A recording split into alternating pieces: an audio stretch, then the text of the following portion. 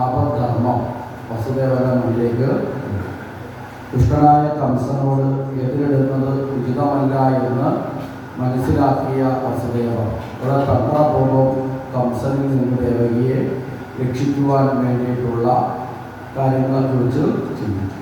ഇവിടെയാണ് വളരെ ശ്രദ്ധമായി നമ്മൾ ഓരോ സാഹചര്യത്തെയും എങ്ങനെയാണ് തരണം ചെയ്യേണ്ടത് എന്ന് പഠിപ്പിക്കുന്നു. എല്ലാ സ്ഥലത്തും ഒരുപോലെ നമ്മുടെ ശാരീരിക ശക്തി നമ്മളെ രക്ഷിക്കുവാൻ സാധ്യമല്ല. അങ്ങനെയുള്ള സ്ഥലത്ത് നമ്മുടെ ബുദ്ധിയെ വീണ്ടും വണ്ണം ഉപയോഗിക്കുക എന്നുള്ളതാണ് പ്രധാനം.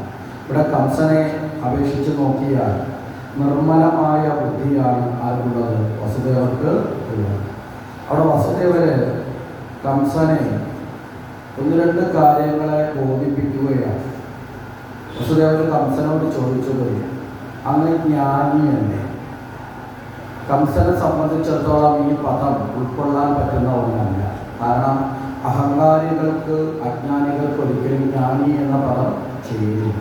പക്ഷെ കംസന് ഞാൻ ജ്ഞാനിയല്ല എന്ന് തുറന്നു പറയാൻ സാധിക്കുമോ? നമ്മൾ ഏതൊരു വിദ്യയുടെ അടുത്ത് പോയിട്ടും അല്ലെങ്കിൽ ഏതൊരു മന്ദബുദ്ധിയുടെ അടുത്ത് പോയിട്ടും നീ ജ്ഞാനിയല്ലേ എന്ന് ചോദിച്ചാൽ തല പോയിട്ടു ഞാൻ ജ്ഞാനിയാണെന്നേ പറയില്ലേ? ആരെങ്കിലും പറയുമോ എനിക്ക് അറിവില്ല, വിവരദോഷിയാണെന്ന്? മനസ്സിലായില്ലേ? കംസനെ ഒരർത്ഥത്തിൽ പറഞ്ഞാൽ ഒരു കുരുക്കിനകത്തേക്ക് ആരെപ്പെടുത്തി? വസുദേവര് എടുത്തി. ഇവിടെ എന്തുകൊണ്ടാണ് ജ്ഞാനിയല്ലേ എന്ന് ചോദിച്ചത്? തൊട്ടു മുമ്പ് കംസൻ കേട്ട അശരീരിയിൽ കംസൻ അശരീരി വാക്യത്തിൽ വിശേഷിക്കപ്പെട്ടത് മൂഢ എന്നാണ്. മനസ്സിലായില്ലേ? തൊട്ടു പുറകിൽ ഇവിടെ വസുദേവര് പറയുന്നത് ജ്ഞാനിയല്ലേ. ഇപ്പോൾ കംസനെ സംബന്ധിച്ചിടത്തോളം ഈ അജ്ഞാനികൾക്ക് ഇല്ലാത്ത ഗുണമുണ്ടെന്ന് കേൾക്കുന്നത് ഒരു പുകഴ്ത്തലാണ്. ഈ പുകഴ്ത്തലുകളിൽ ആര് വീഴും? പുകഴ്ത്തലുകളിൽ വീഴുന്നത് ആരായിരിക്കും? അജ്ഞാനികളാണ്. മനസ്സിലായില്ലേ? അജ്ഞാനികൾ പുകഴ്ത്തൽ കേൾക്കുമ്പോൾ സ്വയം പൊങ്ങും, അതോടുകൂടി പിന്നെ സ്വയം മറക്കും. മനസ്സിലായില്ലേ? സ്വയം പൊങ്ങി സ്വയം മറന്നാൽ പിന്നെ അവരുടെ പ്രവർത്തനങ്ങൾക്ക് ഒരു കൃത്യമത ഒരിക്കലും ഉണ്ടാവുകയില്ല. ഇപ്പോൾ ഇവിടെ ജ്ഞാനിയല്ലേ എന്ന് വസുദേവർ ചോദിച്ചതിൻ്റെ അർത്ഥം എന്താ? വസുദേവർ ചോദിച്ചത് കംസൻ ജ്ഞാനിയായതുകൊണ്ടല്ല, ജ്ഞാനിയല്ലേ എന്നാണ് ചോദിച്ചത്. ചോദ്യം കൂടിയാണ് ചോദിച്ചത്. അപ്പോൾ കംസൻ അല്ല എന്ന് പറയാനും വയ്യ, ആണെന്ന് ഉറപ്പിക്കാനും വയ്യ. ആ ഒരു അവസ്ഥയിലേക്ക് എത്തി. ഇവിടെ ചോദിച്ചത് ജനിച്ച ഏതൊരു ജീവനും മനസ്സിലായില്ലേ മരണം സുനിശ്ചിതമാണ്. അങ്ങനെയുള്ള അറിവ് അങ്ങേക്കില്ലേ? ഇതാണ് ആ ചോദ്യത്തിൻ്റെ അർത്ഥം. അങ്ങനെയുള്ള അറിവുണ്ട് എങ്കിൽ അങ്ങ് ഈ ഒരു സാഹസത്തിന് മുതിരേണ്ട കാര്യം ഇല്ലല്ലോ. കാരണം എന്താ? അങ്ങ് ജനിച്ചതാണ്. ജനിച്ച സ്ഥിതിക്ക് അങ്ങേക്കും മരണമുണ്ടാവും. അത് ചിലപ്പോൾ ദേവകിയുടെ മകൻ്റെ കൈകൊണ്ടാണെങ്കിലും ആ മരണത്തെ സ്വീകരിക്കുകയുള്ള നിർവാഹം എന്താ? കാരണം സംഭവിക്കാനുള്ളതാണ്. അതുകൊണ്ട് അതിനകത്ത് വേവലാതിപ്പെട്ടിട്ട് കാര്യം ഇല്ല. ജ്ഞാനികളായിട്ടുള്ള ആൾക്കാർ ഒരിക്കലും മരണത്തെ ഭയക്കാറില്ല. അതുകൂടിയാണ് ഓർമ്മപ്പെടുത്തുന്നത്.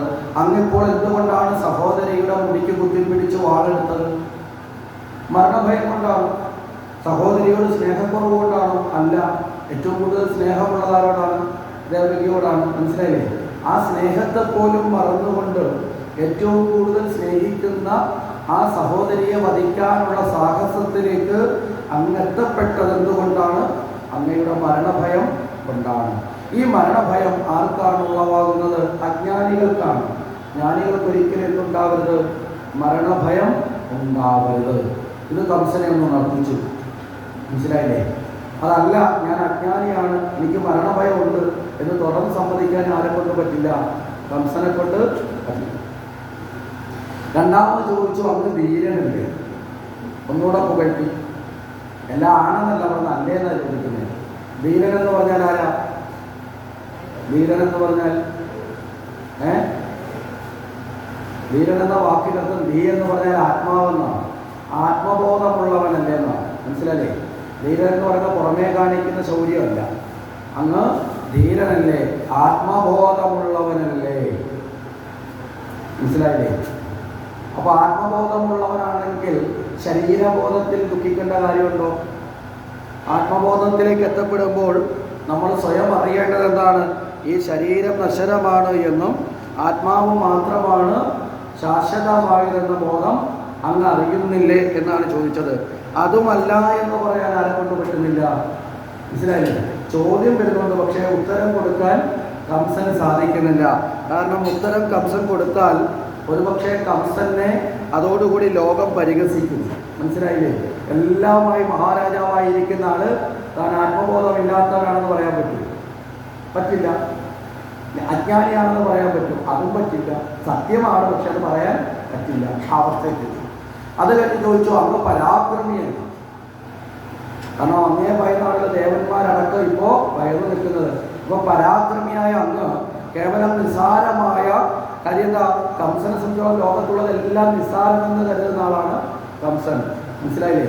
കാരണം അഭിമാനം, ഈ ദേഹാഭിമാന ബോധത്താൽ അഹങ്കരിക്കപ്പെട്ട ജീവൻ ലോകത്തുള്ള ഒന്നിനെയും തന്നേക്കാൾ കേമമാണെന്ന് അംഗീകരിക്കാറില്ല.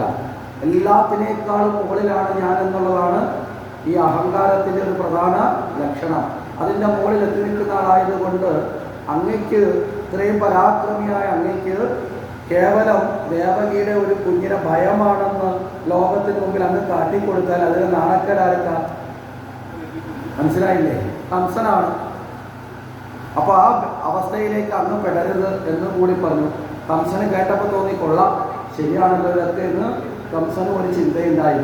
ഇതിനോടൊപ്പം ഒരു ഓഫറും കൂടി മുന്നോട്ട് വെച്ചു. എന്താണ്? ദേവകിക്ക് ജനിക്കുന്ന എല്ലാ കുഞ്ഞുങ്ങളെയും ഞാൻ അങ്ങയുടെ കൈകളിൽ എത്തിച്ചു കൊള്ളാം. ഇവിടെ വസുദേവർ രണ്ട് തത്വത്തെയാണ് അവിടെ ചേർത്ത് വെക്കുന്നത്. ഒന്ന്, സ്വാഭാവികമായിട്ടും ആപദ്ധർമ്മം എന്ന നിലയിൽ ഇപ്പം തന്നിൽ അർപ്പിതമായിട്ടുള്ളതാണ് ദേവകിയെ രക്ഷിക്കുക. അതാണ് ഒരു കാര്യം. രണ്ടാമത്തെ കാര്യം, ഈ അശരീരി വാക്യം ഈശ്വരവാക്യമാണെങ്കിൽ അതിനെ തടയാൻ കംസനും സാധിക്കില്ല. മനസ്സിലായില്ലേ? അത് വരും പോലെ വരട്ടെ, അതിൻ്റെ വഴിക്ക് വിട്ടു. അതുകൊണ്ട് വസുദേവൻ എന്ത് പറഞ്ഞു? ദേവകിക്ക് ജനിക്കുന്ന മുഴുവൻ കുഞ്ഞുങ്ങളെ ഞാൻ അവിടെ എത്തിച്ചു കൊള്ളാം എന്ന് പറഞ്ഞു. കംസൻ അംഗീകരിച്ചു. കംസൻ നേരെ ആരെ മോചിപ്പിച്ചു?